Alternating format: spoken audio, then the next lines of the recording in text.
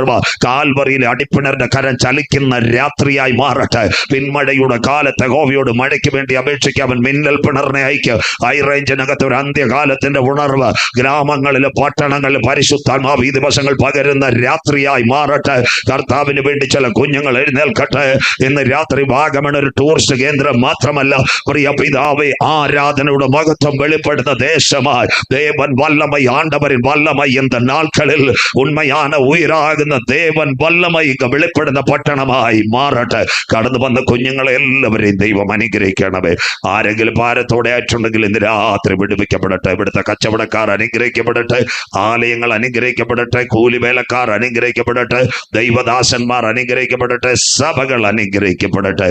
പ്രിയ പിതാവേ, ഒരു രാത്രി കൂടി വചനവുമായി അടിയൻ നിൽക്കുന്നു. വചനത്തിന്റെ പൊരുളുകൾ തിരിക്കണം. ഞങ്ങളുടെ പേരോ ഞങ്ങളുടെ പ്രശസ്തിയോ ഞങ്ങളുടെ ബിരുദങ്ങളോ ഉയരരുത്.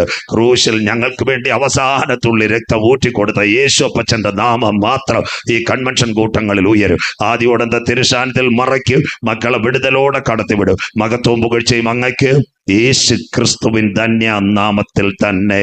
ആമേൻ. കരമുയർത്തി കർത്തർക്ക് മഹിമ കൊടുത്താട്ടെ. ശക്തിയോടൊന്നുകൂടെ സ്തുതിച്ചാട്ടെ. ഉത്സാഹത്തോടെ സ്തുതിച്ചാട്ടെ. നിങ്ങളുടെ നല്ല സഹകരണത്തിന് നല്ല കാറ്റുകൊണ്ട് നല്ല അന്തരീക്ഷം. ആരും ഉറങ്ങി പോകരുത്.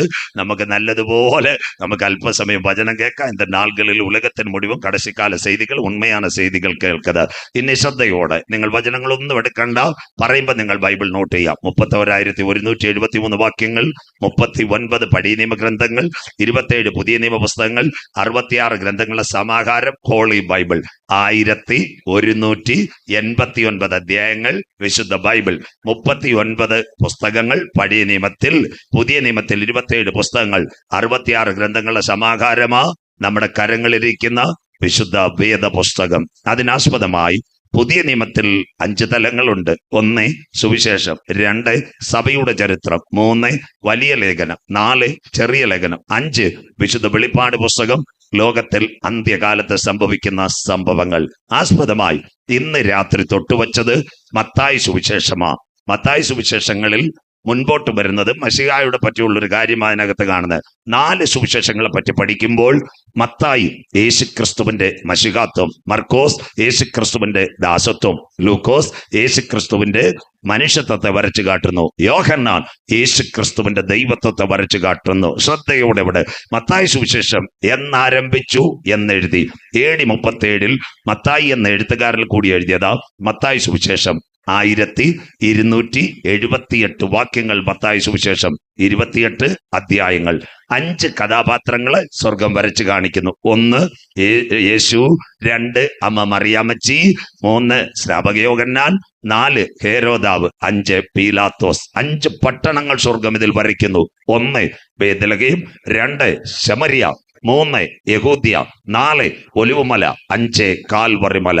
അധ്യായം 1 യേശുക്രിസ്തുവിന്റെ വംശാവലി. ശ്രദ്ധയോടെ അബ്രഹാം മുതൽ ദാവീദ് വരെ 14, ദാവീദ് മുതൽ ബാബേൽ പ്രവാസം വരെ 14, ബാബേൽ പ്രവാസം മുതൽ യേശുക്രിസ്തു വരെ 14, 42 വംശങ്ങളുടെ വംശാവലി. അധ്യായം 1. അധ്യായം 2 വരുമ്പോൾ മാനവകുലത്തിന്റെ പാപത്തിന്റെ പരിഹാരത്തിന് വേണ്ടി ഒരു കുഞ്ഞാടറക്കപ്പെടണം. അപ്പോൾ ജനനത്തെ കാണിക്കുന്നു. മശിഹ ബേത്ലഹേമിൽ പൂജാതനാകുന്നു. ഇന്ന് നമ്മുടെ ഏകദിന കൺവെൻഷൻ താഴ്മയോടെ. അപ്പൊ യേശുക്രിസ്തു എന്തിനു വന്ന് എല്ലാവരും മനസ്സിലാക്കണം. പാപത്തിന്റെ പരിഹാരത്തിന് വേണ്ടി യേശു വന്നു. പാപം എവിടെ ആരംഭിക്കുന്നു? എല്ലാവരും കേട്ടാട്ട്. ഇന്ന് 6000 കൊല്ലങ്ങൾക്ക് മുമ്പ് എത്യോപ്യയുടെ മണ്ണിൽ നിന്ന് പുറകെ ഒന്നുകൂടെ പറയാം. ആദം ഹവ്വ ദമ്പതികൾ എവിടെ കൊണ്ടുവന്നു? സ്വർഗം സംയോജിപ്പിച്ചുകൊണ്ട് കൊണ്ടുവന്നതാ ഏദനകത്ത്. മക്കളെ അടക്കി വാഴുക, പെറ്റുപരുക, സന്താനപുഷ്ടിയുള്ളവരാകുക, നിത്യം ദൈവത്തെ ആരാധിക്കുക. ഒരു ദിവസം 1000 സംവത്സരം. മനുഷ്യന്റെ ആയുസ് കണ്ടോ? അപ്പോൾ സ്വർഗം ഒരു കാര്യം പറയും. തോട്ടത്തിന്റെ നടുവിൽ നല്ലൊരു വൃക്ഷം നിപ്പുണ്ട്, ഒരു ഫലമുണ്ട്, തുടരുത്. അത് ഭക്ഷിക്കുന്ന നാളിൽ തേജസ് നഷ്ടപ്പെട്ട്, രക്ഷയുടെ വസ്ത്രം നഷ്ടപ്പെട്ട് നിങ്ങൾ തോട്ടത്തിന് പുറത്തു പോകും. അങ്ങനെ ഇരുന്നപ്പോൾ ഒരു വായു ഉണ്ടായിരുന്നു, സർപ്പം. ആദ്യമൊക്കെ അച്ചായനോട് പറഞ്ഞ് ഞങ്ങളുടെ നാടൻ ഭാഷ കർത്താവ് പറഞ്ഞ തെറ്റാ അച്ചായ, നിങ്ങൾ കഴിക്കണം, വീട് കിട്ടും, കാറ് കിട്ടും, മക്കളെ തെക്കേ അമേരിക്കയിൽ വായിക്കും, സന്തോഷമില്ലല്ലോ. പക്ഷെ ഉച്ച മുതൽ ഉള്ളംകാൽ വരെ ദൈവകരം ഇറങ്ങിയ അച്ചായൻ ഇത് പിടിച്ചില്ല. അച്ചായൻ കുമളി ചന്ത വാഗമണിന്ന് പോകുന്നത് ആർക്ക് പിടികിട്ടി? സർപ്പത്തിന് പിടികിട്ടി.